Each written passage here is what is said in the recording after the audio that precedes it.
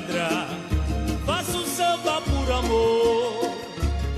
Vim de São Gonçalo mostrar meu valor.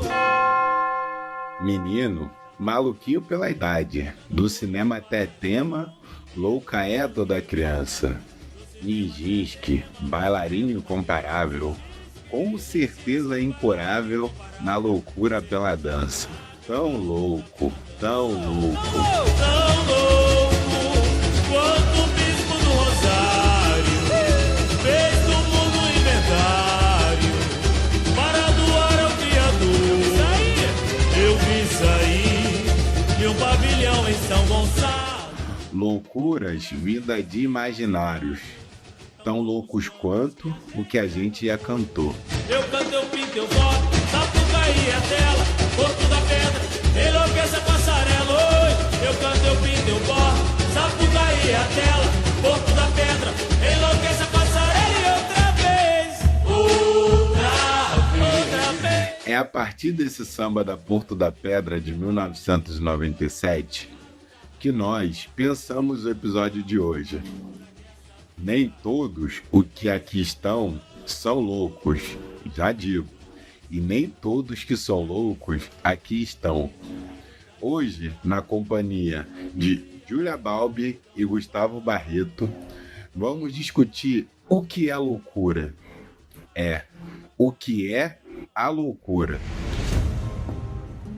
Ensaio 55 é um podcast ensaístico de temas que circulam em teses, dissertações, livros ou simplesmente nas cabeças das pessoas. É um espaço para ensaios e reflexões com relação aos acontecimentos da história e do mundo, ou apenas sobre a própria existência.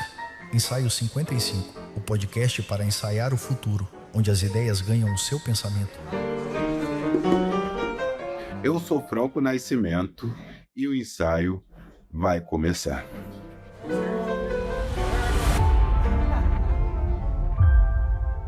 O que é loucura? Uma pergunta com variadas possibilidades de resposta, dependendo do objeto de análise. Para alguns, a realidade faz as pessoas viverem insanamente. Para os outros, os insanos vivem fora da realidade. Lima Barreto, samba, juntando tudo, tá tudo bem, tudo legal, viver em um mundo intolerante e desigual. E a clausura? O que é a clausura? Como falamos no samba, nenhum manicômio curou a loucura desse suburbano sonhador. Louco? Quem é o louco? É quem se rebela contra o sistema ou é quem cria esse sistema? Louco? Quem é o louco? É quem aceita o mundo como ele é ou quem se revolta e tenta mudar as coisas? Qual é o grau de loucura de quem assiste com calma o planeta se desfazendo com naturalidade ou de quem levanta da cadeira e proclama a inexistência de qualquer naturalidade nas nossas escolhas? Nesse jogo de aceitação e de revolta, a pergunta que consiste é: quem é o louco? O mundo das ideias, das manifestações artísticas, das ciências, de toda manifestação humana, em geral, é constituído pela loucura. A invenção, a transformação, a revolução é fruto da loucura? É a partir desses questionamentos que começamos o ensaio de hoje.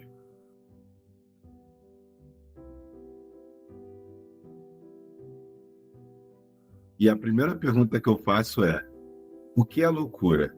O que é loucura, Júlia? O que é loucura? É uma grande questão. Essa é uma grande pergunta que eu não acho que dá para ser respondida facilmente, não. Assim, vai depender muito do ponto de vista que você quer saber do que é loucura, né? Porque loucura pode ser o que o Cid fala, o Cid 10 fala, loucura pode ser o que a gente, como você estava falando, né? O que a gente vê no dia a dia, o que a gente vive, mas vai depender muito do que cada um acha, do que cada um pensa, né? Acho que a pergunta certa é mais o que é loucura para você, né? Eu acho que é muito subjetivo. O que é loucura, Gustavo, para você? Então, eu começo com uma frase do Bispo do Rosário, que foi citado no Samba Enredo. Ele dizia que os doentes mentais são como beija-flores, nunca pousam, ficam sempre a 2 metros do chão.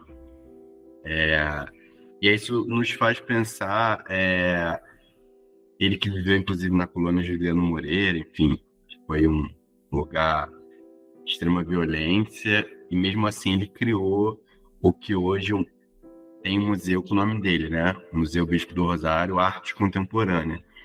Mas eu acho que para definir o que é loucura, eu vou dar um exemplo, assim, na verdade eu não vou definir, eu só vou contar uma história de quando eu trabalhei no museu, no Bispo do Rosário, quando eu fui educador de lá. E aí, como eu morava em Madureira, sempre eu pegava ali o BRT, descia na Taquara e pegava o ônibus até Colônia. E aí muitos usuários da saúde mental faziam esse trajeto também, pegavam ônibus, muitos viveram na época, conheceram até o Bispo do Rosário. E aí teve uma cena que um deles, eu conhecia de vista, ele entrou no ônibus e deu bom dia para todo mundo. Literalmente todo mundo, ele deu bom dia. E as pessoas estranharam, assim. Para mim, aquilo já não era tão estranho, porque eu já entendia a maneira dele ver o mundo. Mas se eu tivesse em outro cenário, se eu fosse um Gustavo que não estivesse trabalhando ali, aí eu provavelmente iria achar estranho, condenar, ficar com raiva, enfim, todas as emoções possíveis, quando, olha só que loucura, alguém entra no ônibus e te deseja bom dia.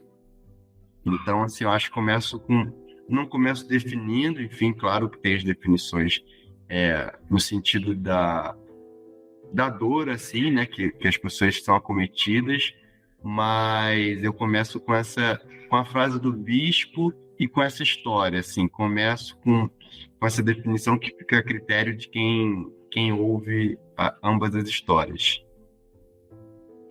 Eu achei muito bonita essa história do Bispo do Rosário, porque um dos traços da civilidade, da inteligência, do bom comportamento, é você dar bom dia para quem é igual, semelhante. E a pessoa, quando dá bom dia de maneira solta para todo mundo, ela é chamada de louca, enquanto bom dia, desejar um bom dia é uma cortesia tão singela. E a gente anda às vezes nas ruas, assim, e eu às vezes tenho a sensação que eu vou passar por algumas pessoas e as pessoas fogem de qualquer bom dia que eventualmente vai ser dado. Elas não têm coragem, às vezes, de falar um oi, de desejar um bom dia. E é uma loucura, né, a gente pensar que quem tem condições e abertura de desejar um bom dia, esse é tratado como louco, e o outro, não. Júlia? Eu acho que a loucura só é tratada como loucura porque a gente criou essa palavra loucura, né? A gente criou o que é isso ser loucura, porque na realidade a loucura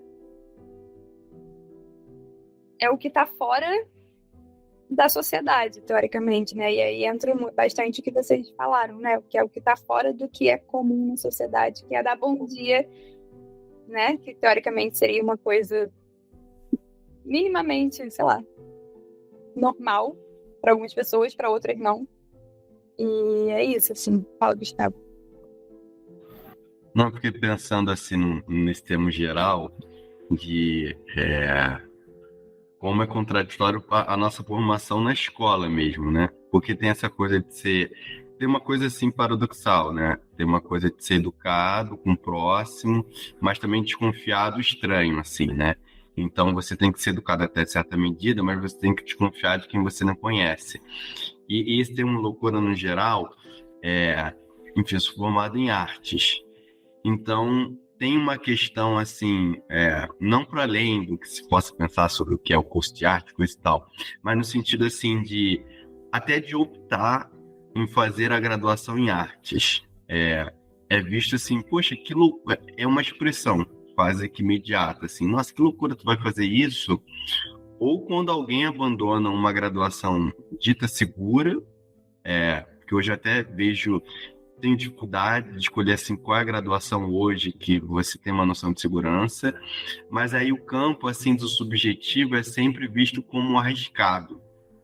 Tem sempre esse caráter assim, a loucura no sentido de, olha, você tem certeza que você vai se arriscar esse caminho que você não sabe para onde vai? Embora os outros campos também você não sabe para onde você vai, mas tem uma noção que sim, se você formar em tal graduação, você vai ser X profissional, você vai ter X renda. Então tem essa questão assim que se convencionou, até alguns campos de saber ser entendido como louco, assim, porque escapa, aí o Franco falou de uma questão de civilidade, escapa até uma questão tão racional, assim, de você poder entender até onde vai o outro campo de saber. Então aí você convenciona de chamar de, poxa, que loucura, assim, a primeira expressão que inclusive até eu ouvi quando optei por fazer arte, no sentido de, poxa, uma loucura, um porquê, assim, meio que escondidinho, assim, por que você vai fazer isso? E até digo mais, é um porquê até interno da pessoa, né? Porque ao mesmo tempo que ela quer consumir e ela consome arte no sentido mais amplo, desde a produção artes visuais até uma produção de streaming, por exemplo, ela consome isso. Mas aí quando alguém se arrisca e vai fazer teatro, embora ela consuma filme, são pessoas formadas, são atores e atrizes, ela acha um absurdo, ela acha justamente uma loucura. O mais interessante disso é que a gente depois vai ter um papo mais para frente sobre essas escolhas, é que muita gente depois se questiona no futuro e a gente vê pessoas querendo retomar e fazer uma atividade mais lúdica também, ou não lúdica, um profissionalismo que possa remeter esse lúdico, porque uma vida do relógio intensa, do trabalho, leva a pessoa a situações que hoje não é politicamente correto chamar de loucura, mas são situações com uma certa anormalidade. E aí, Júlia, quiser complementar? Não, eu tava pensando aqui, né, que é isso, né? A loucura é o que vai num lugar que a gente não sabe o que é, né? Então é louco a gente não saber o que vai ser, a gente tá na faculdade de artes, porque a gente não tem uma estrutura dada pela razão que é, enfim, da sociedade, né? E aí entra um pouco a primeira pergunta, já pensei na primeira pergunta do Franco, que ele já trouxe, de como os loucos foram tratados ao longo da história, né? Porque é isso, a partir do momento em que a gente divide a razão da emoção, que a gente vem para esse racionalismo mesmo, né? Para a questão da razão mesmo, a gente percebe que existe essa quebra e essa visão montada do que é loucura, porque antigamente não era assim. Antigamente não era desse jeito, né? Então, e você consegue falar um pouco como foram tratados esses primeiros loucos ao longo da história, Júlia? Antes da Idade Moderna, os loucos eram tratados como pessoas, assim, né? Era isso, eles eram pessoas que estavam ali na sociedade convivendo com todo mundo. E a partir do momento em que a sociedade moderna começa a se desenvolver, começa a se... Eu vou falar de uma forma bem resumida, assim, né? Porque eu acho que é uma história bem grande. Mas começa-se a entender que eles não servem para a sociedade porque eles não fazem nada de produtivo, né? No sentido de produção tanto laboral, tanto, enfim, qualquer produção que seja. E a partir desse momento que eles começam a ser considerados pessoas fora da sociedade, considerados loucos. E aí eles vão... Tem o Naldo Louco, não sei se já ouviram falar, provavelmente já ouviram falar do Naldo Louco, não? Que era os loucos eram mandados para uma ilha para ficar lá, que é isso, é tipo o hospício da época. Eles eram mandados para uma ilha porque é isso, eles não funcionam para nada, não servem para nada, né? Vivem ali à margem da sociedade, do que é dito para ser feito na sociedade, então eles vão para lá mas aos poucos, ao longo do tempo, desenvolver do tempo, isso vai começando a ser entendido como... Bom, o gato miou, agora eu me perdi completamente. Ao longo do tempo, o Naldo Loucos vai virando um hospício vai virando um hospital psiquiátrico, e, enfim, isso vai se desenvolvendo a partir do desenvolvimento da sociedade, da modernidade e tudo mais, mas é isso, assim, o eu começa a ser excluído no momento em que a razão é entendida como razão e a gente começa a separar um pouco a razão da emoção e do subjetivo enquanto ser humano, né? Eu acho interessante, porque depois outros elementos, no decorrer, quando eu estava pensando aqui nessa nossa conversa, outros elementos passam a tangenciar também o que é loucura. Antes você tem pessoas que são vistas como improdutivas, que a gente está falando também de um funcionalismo, quem funciona e quem não funciona, quem produz e quem não produz. E depois disso a gente vai ter, que a gente vai falar um pouco mais à frente, a gente fala muito em encarceramento em massa no Brasil, especificamente, mas a gente também vai ver pessoas que estão olhando para aquela maneira, para aquela sociedade de maneira avessa, também sendo colocadas em manicômios, hospitais psiquiátricos, e até mesmo pessoas que estão a fim de denunciar alguém poderoso. E sempre foi uma ameaça na história, né? Vou falar que você é maluco. Você vai ser preso, vai rodar, vai não sei para onde.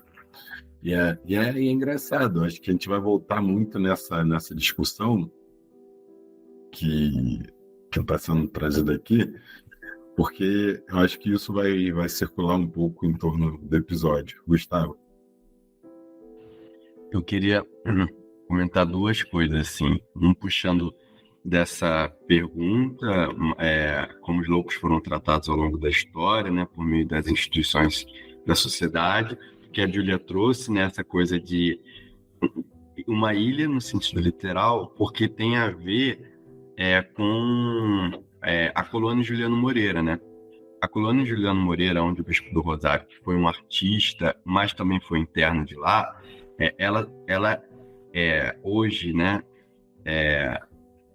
Por exemplo, eu de Madureira eu pegava duas condições. Então, imagina a colônia no começo do século XX, um espaço enorme, tamanho assim, se não me engano, Baixo Copacabana, criado pelo Juliano Moreira, enfim, também é uma figura muito interessante, mas era uma ilha no início do século XX, só que uma ilha não circundada por mar. Porque, assim, para você chegar até lá no século XX, eram, assim, muito tempo para chegar lá. Era no sentido de isolar mesmo a sociedade, o indivíduo da sociedade. Tem algumas vertentes que até consideravam que isolamento era justamente porque a sociedade o adoecia. Então, de certa maneira, tinha esse pensamento, mas na prática era para isolá-lo da sociedade, né? O Bispo do Rosário, por exemplo, é interessante, né? Essa questão das instituições. Muitas pessoas que foram criadas ali ao entorno da colônia, principalmente na década de 80, que a colônia vai se abrindo, ganha portagem de denúncia do Fantástico, então ela vai se abrindo num processo de desinstitucionalização, década de 80, né? Parece que o Brasil nasce ali, né? Então, você tem um fim dito gradual, seguro, né, da ditadura, você tem a Constituinte, você tem todas aquelas demandas, assim, que vão parar nos anos 80, principalmente com a Constituinte. Aí a Júlia, se quiser, pode falar melhor desse processo de desinstitucionalização, mas muitos relatos como as instituições servem até para identificar quem é e quem não é.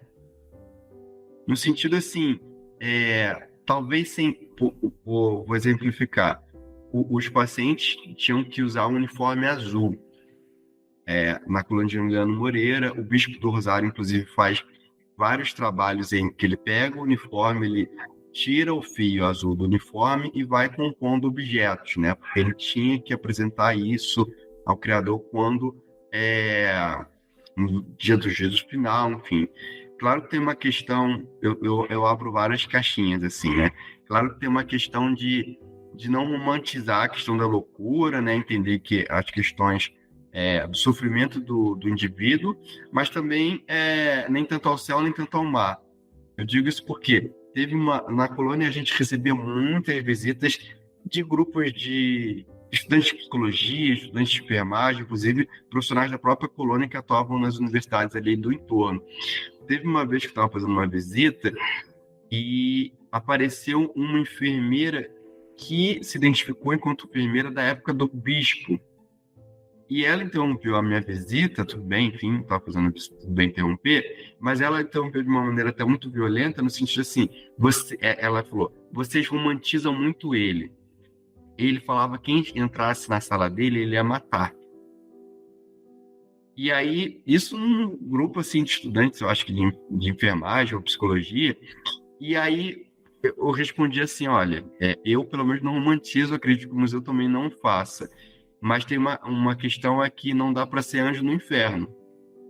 Então assim, a questão dele era documentar todo mundo num lugar que ele não podia nem ser ele.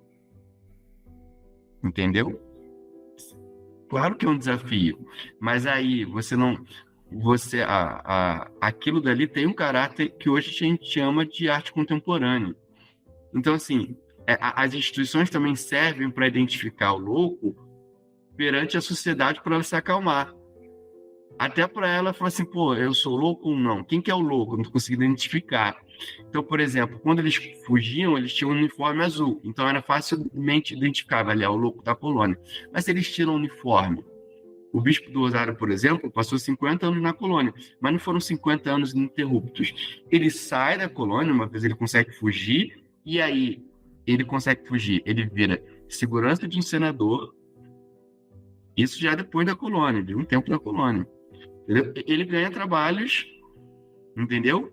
E aí depois ele passa, inclusive, a trabalhar numa clínica também da Zona Oeste, e no porão ele começa a produzir e vai para a colônia novamente, entendeu? Mas assim, cara, ele saiu da colônia e virou segurança de um senador, entendeu? E aí, eu acho que o papel das instituições também servem para demarcar, para acalmar a sociedade, né? Ou os ditos são, tipo assim, olha, aquele dali é o louco, é mais identificável você ver por um uniforme, né? Mas também, só para fechar, tinha uma coisa que eu sempre falava, que no Brasil não se pode escapar, que o Bispo do Rosário, ele era um homem preto, nordestino e pobre, no Rio de Janeiro do início do século XX. A questão esquizofrênica dele, entendeu? Só foi até uma a mais do que a sociedade já o julgava. Então, assim, e só para finalizar que eu ia comentar, me lembra a Anísio, né? A Anísio da Silveira, ela enfim, depois eu comento mais sobre isso, mas a fala da Júlia, eu lembrei do arquétipo do louco, que abre o tarô, né? Que é um cara assim que se joga, mas não louco no sentido do tolo, assim, como algumas traduções podem até colocar, mas o louco no sentido de se arriscar.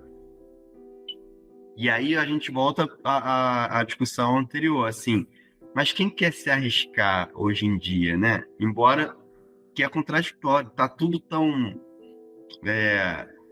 incerto, mas mesmo assim as pessoas acham que não, querem se agarrar a uma coisa de segurança que, para mim, assim, pouco existiu e hoje está mais defasado ainda.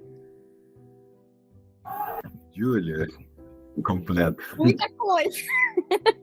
Muitas coisas se passou na minha cabeça, mas vamos lá. Acho que primeiro um pouco isso que você falou, né, das instituições serem para identificar, e mais do que isso, as instituições são para controlar, né? É isso, é para controlar as pessoas na sociedade, a gente, como sociedade, vê como pessoas que, muito além de não saber, de não poder, enfim, não fazer um trabalho direito que se encaixa dentro da sociedade, mas de ideais mesmo, controlar os ideais e controlar as ideias. Porque é isso, você, imagino que você trabalha ainda lá ou não, no museu, não. Tendo trabalhado lá, já conviveu com muita gente que é dita louca, né? Que é considerada louca. e que você vê que as ideias ali vão muito além de muitas coisas que, sinceramente, se a gente parar para olhar e para ouvir, você aprende tanta coisa quanto você está aprendendo na faculdade, que está fazendo uma aula de psicologia ali, assim. Então, assim, existe esse lado, e existe esse lado da não romantização, porque é um sofrimento mental quando você, enfim, posso dar milhões de exemplos, né, de usuários que eu já acompanhei e tudo mais, mas assim, é um sofrimento mental quando você não se encaixa, é um sofrimento mental pra gente quando a gente não se encaixa na sociedade. Quando a gente não se encaixa no trabalho, quando a gente não se encaixa numa relação, é um sofrimento mental pra gente também. Então, só que é uma coisa muito mais subjetiva e uma coisa muito mais vívida, né? Então, acho que esse lugar da romantização é muito importante a gente poder olhar com muito cuidado, que realmente não dá pra ir nem no céu nem no inferno, né? É uma coisa que a gente vive transitando, e a gente, nós neuróticos, as pessoas psicóticas, e todo mundo está sempre transitando. A questão é a forma como a gente vê e a forma como a gente quer controlar também essa sociedade, né? Agora, não sei se eu falo agora, você falar sobre um pouco sobre os anos 80, né, e falar um pouco sobre a reforma e tal, mas eu acho que isso é um pouco depois, né, Fran? Pode falar, né? Tá todo mundo para ouvir. Não, porque é isso, né? Final da ditadura, a reforma psiquiátrica vem, a luta antimanicomial vem, muito a partir desse movimento de trabalhadores, principalmente, e usuários e familiares de usuários que vem nesse lugar de denunciar o que acontece dentro desses hospitais psiquiátricos e desses lugares onde as pessoas eram jogadas, porque é isso, elas eram jogadas, né? Você falou esse negócio da ilha, é isso, é a ilha, o hospital psiquiátrico ainda, hoje em dia, mesmo com todos os avanços que temos, ainda são ilhas, ainda são lugares que as pessoas se fecham do mundo, e o objetivo é esse, é fechar o mundo para essas pessoas, e o mundo se fechar dessas pessoas, porque é como se não combinasse, e a ideia da luta antimanicomial é a gente poder entender que dá para a gente poder conviver, né? Óbvio que milhares de ferramentas para lidar com isso, com muitas coisas, porque é muito complexo, mas dá pra gente conviver com pessoas que são ditas loucas e aí entra nesse lugar da periculosidade também, né? Que você contou essa história da enfermeira, né? Falando aquilo, mas você tá romantizando demais, sei lá o quê.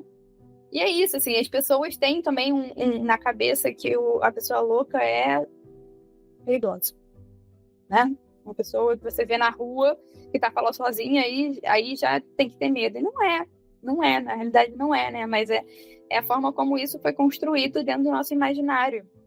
E foi construído por um motivo de controle mesmo, assim, né? O Foucault já falava muito isso. Enfim.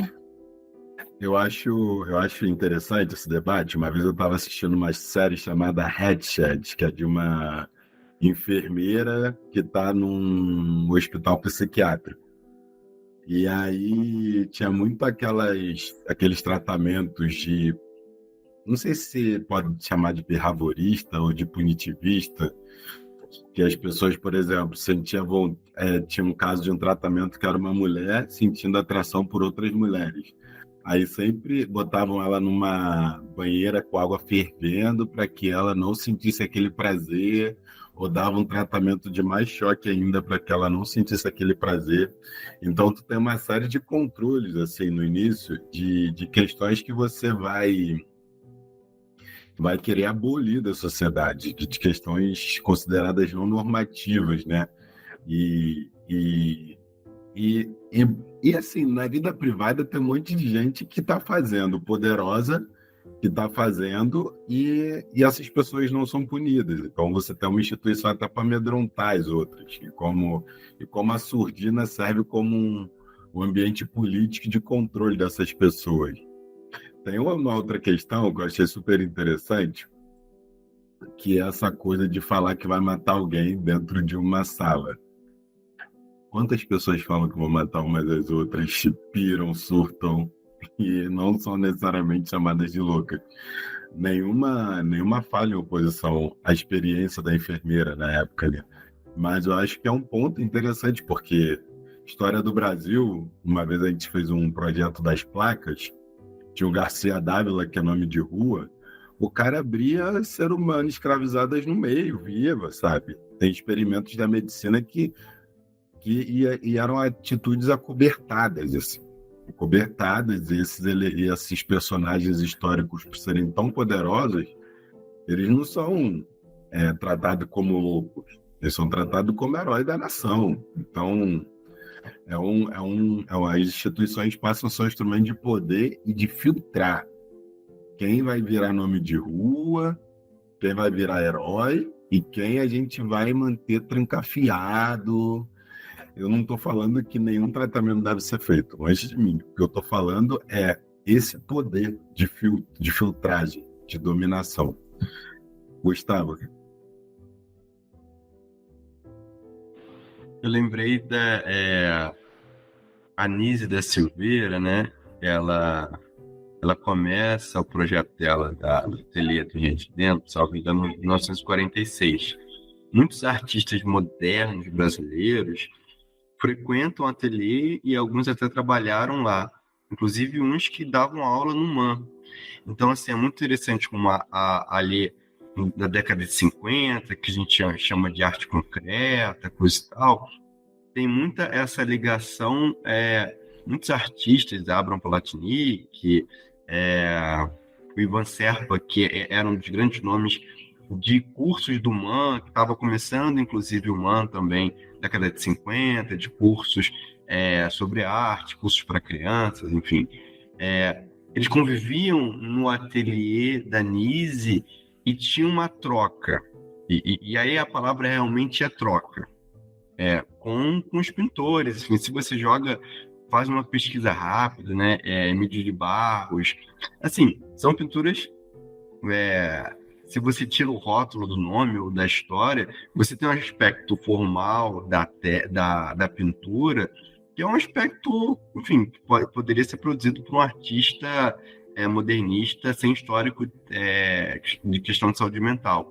E como a arte, nesse sentido, é usada por um tratamento, e aí a gente linka com a desinstitucionalização, que diz, olha, o tratamento não tem que ser uma violência, né? E a gente entra na violência gera violência, né? Que hoje a gentileza, inclusive, é o nome daquela rodoviária, enfim, coisa e tal, que inclusive eu acho que é um bom movimento, né?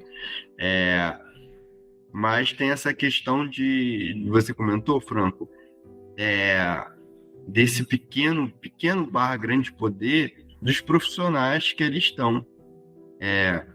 E aí, claro que não podemos generalizar, mas, assim, os diretores, que em sua maioria eram médicos, tinham poder, né, sobre a vida das pessoas, né? Sobre a vida de quem estava ali dentro. Inclusive, a colônia era tão pesada que os usuários, né, os clientes da Anísia Silveira, eram ameaçados de serem transferidos para a colônia, né? Para ver como a colônia, dentro de um cenário ruim, era uma ameaça. Então, assim, várias histórias pesadíssimas que já ouvi lá na colônia de Juliano Moreira, pessoas que vivenciaram aquilo, inclusive. E aí você se pergunta, como você comentou, Franco, assim, cara, essas pessoas estavam ali, loucas, doentes, num grau de maldade, assim, colonial mesmo, né? A colônia, inclusive, tem ali um aqueduto. Inclusive, a colônia, acho que tem todas as fases do Brasil ali naquele lugar. Mas, assim, tem uma coisa de poder muito forte, né? Que no final das contas, é isso. E aí, eu ia comentar sobre uma outra coisa, eu esqueci, acabei me perdendo. Então, depois Gente, uma pergunta, assim, agora só para tentar levantar um pouco o clima. Os incompreendidos de ontem ainda existem? Porque, por exemplo, a gente está falando de loucura e de arte. A arte nada mais é do que a síntese da manifestação humana numa plenitude assim, absurda. Van Gogh, louco. Vamos para dentro da literatura, Lima Barreto, um grande denuncista, tratado como louco. E Gustavo, mais exemplos que já deu aqui. Esse aspecto da fuga da normatividade também a partir de um intelecto. Isso em diferentes etapas da vida. Uma vez o Gael Garcia Marques falou que o Darcy Ribeiro se parecia com ele porque era um louco, que pensava umas coisas gigantescas, assim. E é isso, acho que o mundo atual cortou um pouquinho essas asinhas desses loucos, dessas grandes expressões que depois deram margem para uma série de coisas no mundo. Van Gogh, vai todo mundo na Holanda quer ver um Van Gogh, e ele é tratado como um cara louco. Darcy Ribeiro é o cara que pensou o sambódromo, os CEPs. Você vai falar assim, temos que educar não sei quantas mil crianças, vamos construir 500 escolas integral na cidade do Rio de Janeiro. Isso é coisa de louco. Isso é coisa de louco. Então está um pouco também nesse lugar dessa loucura da criação e da capacidade de enfrentar o mundo, os problemas do mundo. E como vocês veem isso? Como você vê isso, Júlia? Essa é a grande questão, né? Porque a quem interessa isso? A quem interessa você inventar o mundo e inventar um mundo possível para todo mundo, né? Para toda a sociedade, para todos os seres humanos que existem na sociedade, né? Não só nós humanos. Porque é isso, a quem interessa? Essa é a grande questão. E quem está controlando não interessa nada disso. A arte não interessa, tanto que nas escolas hoje em dia tem a reforma aí do ensino médio, em que isso é cada vez mais cortado. Então, assim, eu acho que a grande questão é essa questão do poder sempre, né? Acaba sempre voltando para aí, porque é quem interessa trazer esses espaços e esses lugares para a gente poder discutir, para a gente poder falar, para a gente poder expressar a nossa subjetividade, porque a arte é uma expressão de subjetividade de diversas formas, em diversos lugares interiores, subjetivos mesmo, né? Enfim, mas gostaria de ouvir o Gustavo nisso. Então, eu fiquei pensando sobre um pouco essa pergunta, né? Quem são os loucos de hoje? Se ainda existem loucos incompreendidos por aí. Eu fiquei pensando até uma coisa que você traz muito para nas nossas conversas, assim, na sua reflexão, da coisa privada e pública, assim. Quando eu vou dar um passeio pelo aterro, eu falo que assim, cara, o aterro do Flamengo hoje seria completamente, talvez, negado. Um espaço daquele tamanho criado a céu aberto, as pessoas iam fazer alguma coisa vamos colocar uma grade, entendeu? Vamos fazer um parquinho, na verdade, colocar grade. Aquilo é um parque, entendeu? E eu fico assim, cara, e que hoje a galera adora, entendeu? Vai lá. Mas assim, a minha pergunta é se fosse proposto hoje, né? Embora o Eduardo Paes esteja fazendo aí na Baía de Guanabara. Mas assim, daquela proporção, daquela generosidade de criar, olha, são espaços públicos, amplos, verdes, sabe? E que hoje, assim, hoje eu acho que o pensamento é um pouco Barra da Tijuca, assim, vamos fazer e vamos colocar uma grade, entendeu? E aí, a sua pergunta, eu não sei porque eu lembrei, assim, eu estava debatendo que enfim, tenho colegas que se formaram comigo, são artistas, e que eu acho essas pessoas as pessoas mais corajosas do mundo. Porque, cara, são pessoas, assim, que não tem herança, não tem, assim, uma coisa de, meu pai conhece fulano de tal, e se arriscam em ser artistas. Entendeu? Eu acho de uma coragem, assim, absurda. Eu acho as pessoas mais corajosas para mim são colegas meus que conheceram, que toparam, olha, eu sou artista, é isso que eu quero fazer, e topam, assim. E eu acho de uma questão, até a palavra está um pouco desgastada, mas assim, evolucionária, do sentido de, por exemplo, eu nunca pensei em fazer arte, nunca tive dito capital cultural, que o Bourdieu prega, mas eu lembro até hoje duas situações. Uma aula minha que a professora pediu para levar carvão, e eu levei literalmente o carvão de churrasco, que eu pedi ao meu pai para comprar. Só que quando eu cheguei na aula e todo mundo comprou o carvão em bastão que vende, eu fiquei com uma vergonha, porque aquilo dali eu não conhecia, entendeu? Só que assim, eu fiquei com muita vergonha, tanto que eu lembro desse fato até hoje, né? E assim, quando eu dava aula, eu fazia questão de apresentar o material carvão, porque inclusive é ótimo para desenhar. E olha que eu sou péssimo em desenho, mas eu adorava desenhar quando era carvão. E tem um outro episódio, quando uma professora minha, numa aula de pintura, ela mostrou um quadro abstrato e ela estava querendo saber o que aquele quadro tinha. E aí eu fiquei um pouco envergonhado, mas eu falei baixinho para um colega meu assim, tô conseguindo ver o tempo aí. E aí depois ela deu essa resposta, gente, tem tempo aqui. Então aquilo dali foi para mim assim uma evolução mesmo, sabe? Você conseguir atingir um nível de subjetividade que você acha interessante, uma pintura abstrata, uma coisa assim que tem que ser, a gente consome quase uma coisa meio botão, né?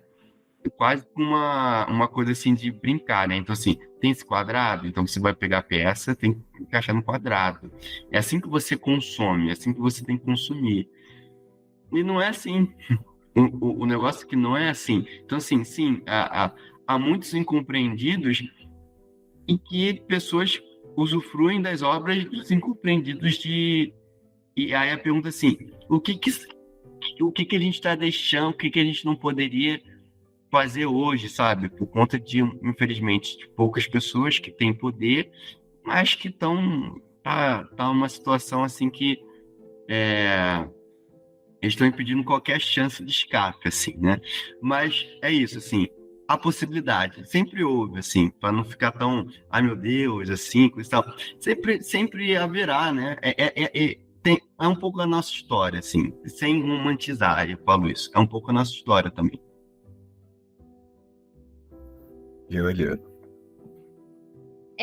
Eu só fiquei lembrando de uma conversa que eu tive esse final de semana, que esse final de semana teve o Doce Maravilha, né? E aí teve o show do Jorge Ben, grandíssimo Jorge Ben, que para mim é um dos grandes gênios loucos, mais gênios e maravilhosos desse mundo e de toda, enfim, Tábua de Esmeralda para mim é um dos melhores álbuns existentes na face da Terra. E aí a pergunta dos meus amigos era, e aí quando ele morrer e quando essa geração dele morrer, e aí?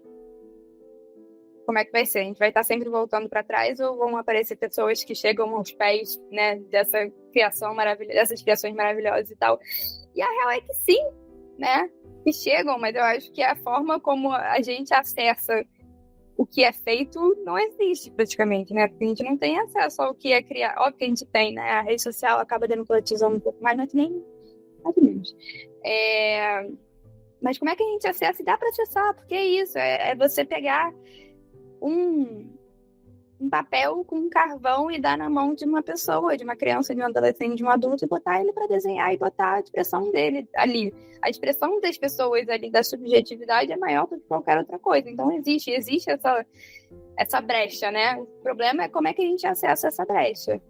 Acho que tem uma questão, além dessa, que é um episódio fantasma aqui do ensaio também, que a gente discutiu muito sobre formas que a indústria impõe e o público aceita. Eu acho que isso passa um pouco no mundo... A gente tem um mundo que tende a ser mais democrático a partir da perspectiva de que as ideias podem circular de maneira mais ampla. Simultaneamente, eu acho que é um mundo também de mais controle. De mais controle perante o que circula. E aí, para você fazer um show, você tem que estar num lugar tal, para você aparecer, você tem que conhecer alguém, e aí você vai tendo todo um processo de filtragem, não sei se a palavra é essa para esse momento, que faz com que expressões próprias elas sejam marginalizadas no sentido de muitas vezes não serem nem tratadas como tais, como artes, como grandes expressões.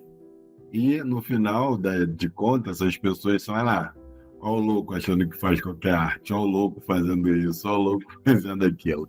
Eu não sei o que você acha, Gustavo. Eu concordo. Tem um debate até mais amplo, assim, como o Estado fomenta a política cultural, né? Sem cair nas amarras dessas grandes produções, né? Porque, assim, a cultura é feita, ponto. O Estado estando presente, ou, assim, estando presente de formas que não deveriam, ela é feita. Isso me lembrou quando o Gilberto Gil esteve à frente do Ministério da Cultura, a figura do Gilberto Gil foi muito atacada. Embora o Gilberto Gil já exerceu um cargo de secretário de Cultura, se eu não me engano, em 87, na Bahia. Então, assim, ele já tinha experiência enquanto política na área da cultura. Mas a figura dele foi muito atacada no sentido, vejam só, dele ser um artista. E aí, se você pega reportagens da época, era assim, um artista à frente do Ministério da Cultura, ele é muito quase como assim, vai virar uma bagunça, entendeu? Olha o pensamento, eles queriam um burocrata no Ministério da Cultura, para pensar a cultura e não um artista, como se fossem coisas opostas, né? Mas assim, é muito interessante, porque a figura do Gil foi atacada, é quase como assim, vai deixar ele uma coisa meio legalize, assim, uma coisa meio vai virar bagunça. E, poxa, que cargo ele estava ocupando no Ministério da Cultura? Foi uma excelente gestão, inclusive. Ele pensou, claro, assim, ninguém inventa a roda, né? Mas tem um episódio que ele cria uma política chamados pontos de cultura, né? Que era identificar o que já estava sendo produzido enquanto cultura e o Estado entrar ali, né? Patrocinando, dando formação, coisa e tal, né? Isso a gente está falando no Brasil do começo dos anos 2000, né? Então, assim, muito diferente, porque a gente esquece que realmente estamos em 2024, né? Muito diferente. Então, assim, teve um episódio que o Tribunal de Contas, ele estava contra uma política do MINC. Por quê? Porque os fazedores de cultura não sabiam fazer prestação de conta. Então, assim, todo momento o MINC tinha que lutar contra a burocratização do Estado, falando assim, olha, Estado, mas esse cara faz a cultura. A gente tem que formar, assim, curso de produção cultural é muito recente também, a graduação, né? E aí, vejam só, né? Teve outro episódio que a polícia, acho que de São Paulo, entrou para barrar uma rádio comunitária que é um ponto de cultura. Então, sempre foi uma tensão, né? Do Estado contra o Estado, né? E, enfim, lembrei um pouco disso, da figura do Gil, que eu sempre sou fã e sempre trago, assim, debates, porque é necessário. Pô, cultura sem bagunça, dá pra fazer? Manifestação artística sem bagunça, dá pra fazer? Não sei. Só louco, só sendo muito louco para fazer sem bagunça. Vai fazer um samba, tem que ter barulho, tem que ter bagunça. Vai fazer qualquer outra coisa, tem que ter bagunça. Mas brincadeiras à parte, é engraçado, né? Porque o burocrata, ele é a racionalização raiz. Ele é a racionalização em pessoa. E manifestação cultural, ainda mais num país feito Brasil, ela assim, é meio incontrolável. É meio incontrolável, porque é de uma gente que você nem considera a gente direito, que está fazendo cultura, e o burocrata vai impor o quê? Uma racionalização, que aquela pessoa fala, mas eu só estou fazendo aqui o Carnaval de Parintins, pô. Você vai dizer que eu não estou fazendo cultura? Estou aqui fazendo o desfile da escola de samba. Eu não sei assinar ficha. Eu sei o quê? Tocar uma bateria. Não, mas então você é louco. Você tem que saber assinar ficha. E a gente fica transitando nesse aspecto de cultura, de loucura, de racionalização, que no Brasil não faz muito sentido. E é engraçado, voltando um pouco lá atrás, que a gente fala, por exemplo, de personalidades negras, feito Lima Barreto, feito o próprio Bispo do Rosário, Lima Barreto, ele é preso porque ele era um grande crítico, né? Ele falava que o Brasil era uma coisa que queria ser algo que não era, que no final virou verdade. Era era todo mundo querendo ser francês, e aqui as pessoas andando sem camisa, num calor danado, Pereira Passos querendo reproduzir a França embaixo de mais de 40 graus no verão. E aí o louco é o cara que está sem camisa, não o que está de terno, não. E esse cara era levado como louco, que está sem camisa. Como é que você está sem camisa em 40 graus? Está querendo ficar tomando banho aí?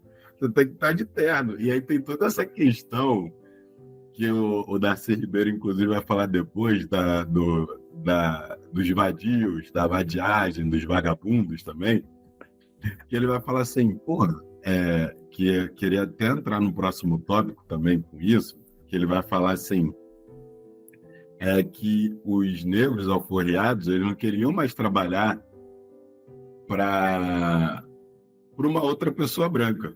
Eles queriam viver ali na vagabundagem. Ou eles eram presos, alguns, ou alguns eram chamados de loucos, enfim.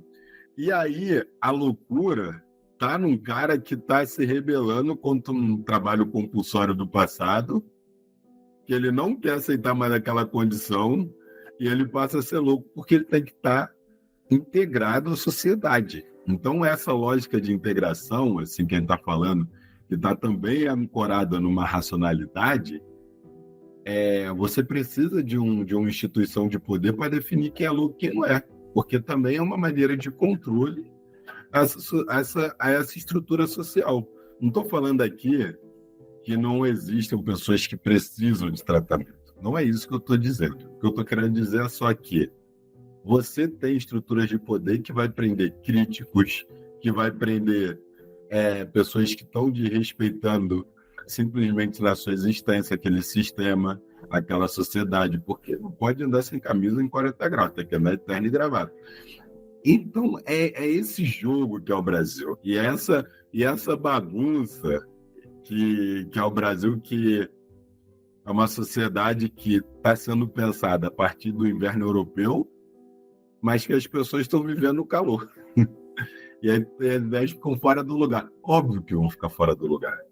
É óbvio que alguém não vai dar. É óbvio que alguém vai dar sem camisa. É óbvio que alguém vai falar que você querer ser francês aqui está errado. E essa pessoa vai para onde? Vai para dentro do manicômio. Viu, Ilha? Não, eu queria concordar com... não é só o fato de que não existe o sofrimento, né? Eu acho que isso é bem importante de reiterar, que existe o sofrimento, assim como existe o sofrimento psíquico em todos nós, porque a gente existe, a gente vai ter um sofrimento psíquico, não tem jeito. Não existe ninguém na vida que não tenha o mínimo de um sofrimento psíquico. Obviamente vão ter graus, né, de sofrimento maiores, de sofrimento, e aí entra numa explicação mais psicológica e psiquiátrica, né, de pensar o que é o neurótico, o que não é o neurótico, o que é o psicótico, o que é a loucura dentro da psicose do neurótico, blá, blá, blá, mas pensando nisso que a gente está trazendo da palavra loucura como a gente usa hoje em dia, que sai um pouco desse... Da mesma forma que a gente fala, tipo, o que é o bipolar, né? Ah, você tá muito bipolar, ou o tempo tá muito bipolar. Não é a bipolar que a gente vê ali da definição da bipolaridade, mas é um bipolar do que a gente colocou como um significado comum. Assim como a loucura, né? A loucura é sempre o que vai de um pouco estranho ao racional, à razão, ou ao que é dito pra gente, ou ao que está dentro da sociedade do controle, enfim. Eu acho que isso é bem importante de pontuar mesmo, assim, porque existe essa diferença, né?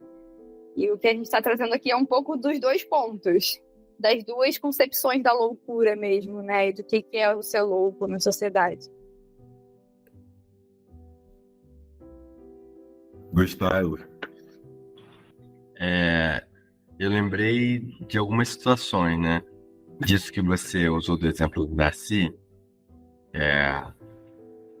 que se você ler qualquer placa, geralmente foi um homem branco, de classe, ali pertence às classes abastadas, mas aí se você for ler, o cara teve 1 milhão de profissões ao mesmo tempo.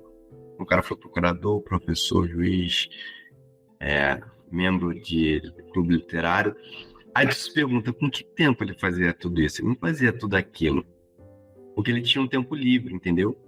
E aí quando o Daci coloca, mas eles não querem trabalhar na lógica, né, de tantas horas, coisa e tal. Mas aí os doutores, eles estão na universidade, mas eles também estão nos juizados, mas eles estão em vários lugares. Aí se você coloca na ponta do papel, 24 horas para ele não é o dia deles. Mas assim, se você propõe a se fazer isso, não. Só tu vai ser 40 horas, 44, de 8 às 5. Senão tu é vagabundo. Mas ali o cara que é professor e juiz e alguma coisa, eu falei, e ganhando muito bem em cada um, né? Em cada coisinha. E aí você tem uma lógica também de... a gente remete à pergunta anterior, de você condena, mas dando certo, aí você quer sistematizar. O carnaval é isso, né? Assim, condenou-se, aí vem o burocrata branco que diz, não, eu preciso organizar, vocês precisam da minha ajuda. Mas ontem ele estava falando, que coisa insuportável, isso é um absurdo. Mas a coisa, obviamente, vai dar certo, mas quando dá certo, ele quer tomar para si, no sentido de, se eu não ajudar, vocês vão se perder. Porque vai ficar bagunça demais, entendeu? Então tem essa coisa que é típica da nossa história, né? Uma hipocrisia, né? Essa é a palavra, né? Uma hipocrisia de uma galera, pronto, que eu acho que você sempre usou o termo, uma galera meio sem criatividade também, sabe? Essa é real.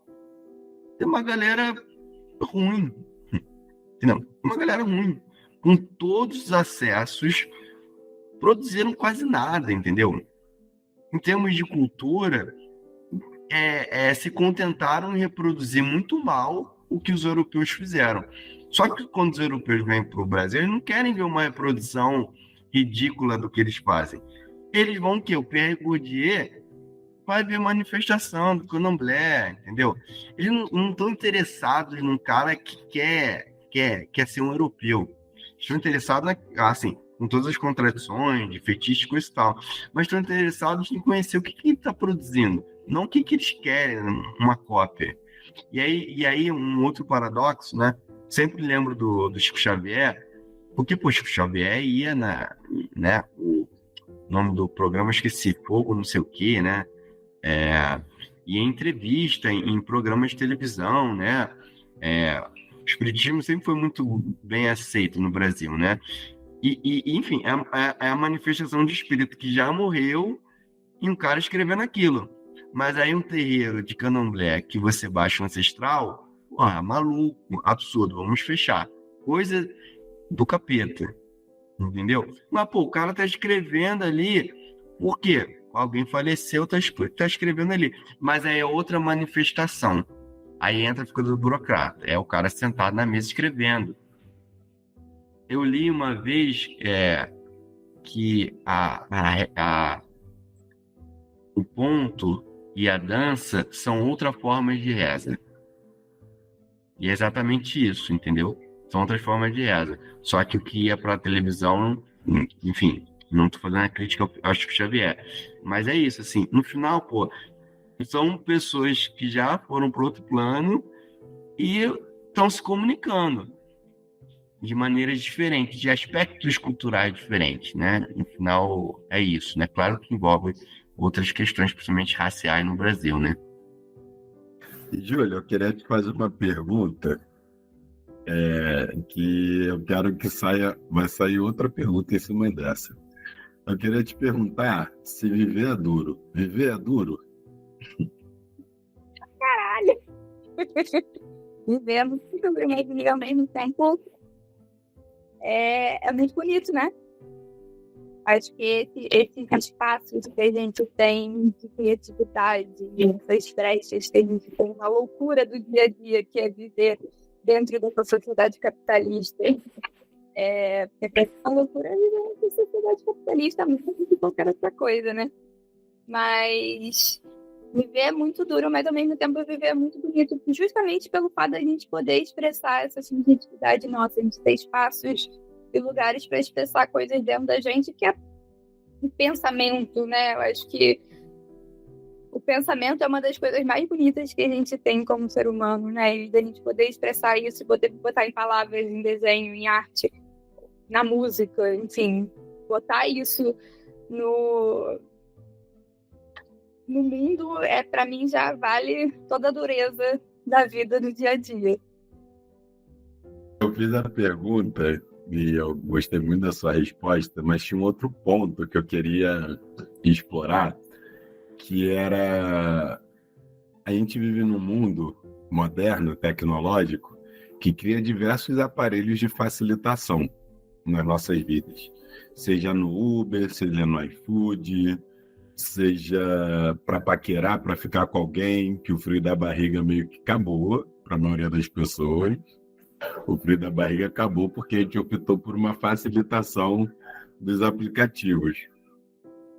E aí, talvez seja o ponto da gente ver pessoas fazendo coisas manuais que sejam tratadas como loucas. Pô, tipo assim, inadequado, pô, você vai chegar em mim, tem que me conhecer no aplicativo. Eu já vi casos de pessoas falando assim: você tá de frente para uma determinada pessoa e a pessoa fala assim: olha como ela é bonita. E tu tá de frente para a pessoa e a pessoa tá te mostrando o Instagram dela. Olha como ela é bonita. Eu tô vendo ela aqui na minha frente. Não, mas tem que ver ela aqui, ó, no Instagram, que é uma coisa desse mundo virtual acontecendo, né, na vida da gente. E eu queria saber se esses processos de facilitação, na sua opinião, Gustavo também pode complementar, tem criado uma relação com questões da vida que tem gerado também, em alguma medida, medicação. Por exemplo, dificuldade para dormir, que é uma coisa que a gente é tratada com certa... As pessoas estão tendo dificuldade para dormir, vai dormir em algum momento. E hoje em dia as pessoas tomam remédios. Questões mais simples, elas simplesmente querem resolver com remédio. Você acha que essa facilitação do mundo tecnológico está afetando a relação das pessoas com esse mundo do diagnóstico clínico, da medicação e etc.? Com toda a certeza do mundo, com certeza. É isso, né?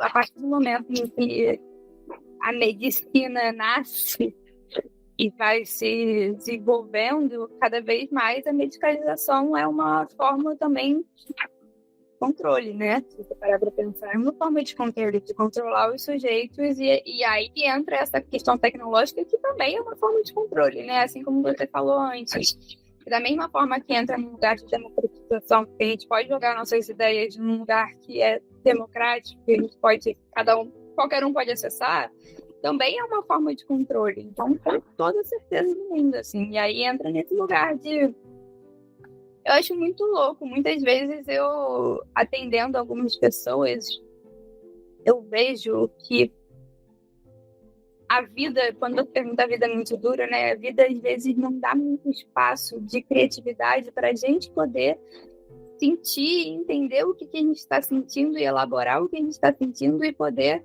lidar com as coisas que a gente vive.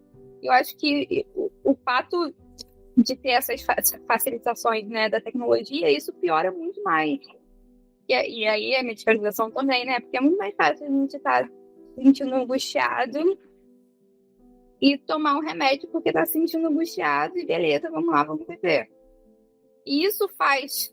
É muito mais fácil a gente achar alguém no aplicativo de namoro e conversar com ela por ali, encontrar já indo com um objetivo ali, sabendo que os dois vão se beijar, os dois vão transar ou tudo mais, do que a gente pegar e na hora ver uma pessoa e falar: caraca, gostei dessa pessoa, achei interessante, vou conversar com ela e vou ver no que vai dar. Assim, eu acho que tem um pouco essa redução de uma... A gente pode ter... Esqueci qual é a palavra, tem um termo específico para isso que eu não vou lembrar agora. Mas de a gente ter um espaço emocional dentro da gente para lidar com as coisas, para lidar com o mundo, para lidar com a diversidade, com as coisas boas, né? Acaba virando uma coisa muito robótica. Tudo, né? A gente está no celular mexendo para pegar um Uber para ir para tal lugar, porque eu vou para aquele lugar e eu não vou olhar pela janela do carro para ver por onde eu estou passando, o que tá acontecendo ali fora, e eu vou para aquele lugar e faço o que eu tenho que fazer, eu tenho que voltar para casa, porque eu tenho que sei lá o que. Acaba virando desenho demais, mas enfim, acaba virando esse lugar de controle mesmo, assim, eu acho bem louco isso tudo. Uma questão muito funcional, né? Muito funcionalista da vida o tempo Total, todo. completamente, assim, a vida você tem que acordar, ir pro trabalho, sei lá o que, voltar a dormir, não conseguir dormir, tomar remédio, enfim. E isso acaba tirando muito, voltando um pouco para esse assunto que a gente está trazendo, da criatividade do sujeito mesmo, né? E da forma dele de acessar a nossa própria subjetividade. Sim. Gente, caminhando aqui para o final, achei muito legal a participação de vocês. Gustavo quer falar mais uma coisa. Gustavo, fala e depois eu vou fazer a pergunta final para vocês. Então, eu acho que sobre o que vocês falaram, tem essa coisa de meio que tirar o ser humano da jogada, né? Então, e aí de novo a gente volta pro começo, né? Até com a figura do louco do tarô, porque sem essa mediação dos aparelhos, é uma coisa de você não sabe para onde o caminho vai. E é isso que né? Nem com uma mediação dos aparelhos também você consegue, né? Porque você não vai ter a previsibilidade de tudo, que ninguém tem. Então tem essa coisa de você estar tirando o ser humano do meio, né? Então, assim, sempre tem um aplicativo que pode ser uma ótima solução, né? Então, por exemplo, quando eu vou conhecer um outro estado, quando eu pego Uber, eu adoro pegar Uber porque eu consigo ver pela janela melhor do que se fosse um ônibus, sabe? Mas aí você tem que ver pela janela, não ficar olhando o celular. Quando eu olho pro celular, eu falo, cara, eu tô perdendo... Pô, podia estar vendo a cidade, entendeu? É uma ótima maneira, porque você não teria acesso a um carro, consegue percorrer a cidade e ver a cidade de uma forma. Só que, assim, realmente tá tirando o aspecto do ser humano, né? De você ir lá e conhecer pessoalmente alguém. É imprevisível. E a questão da medicação é isso, né?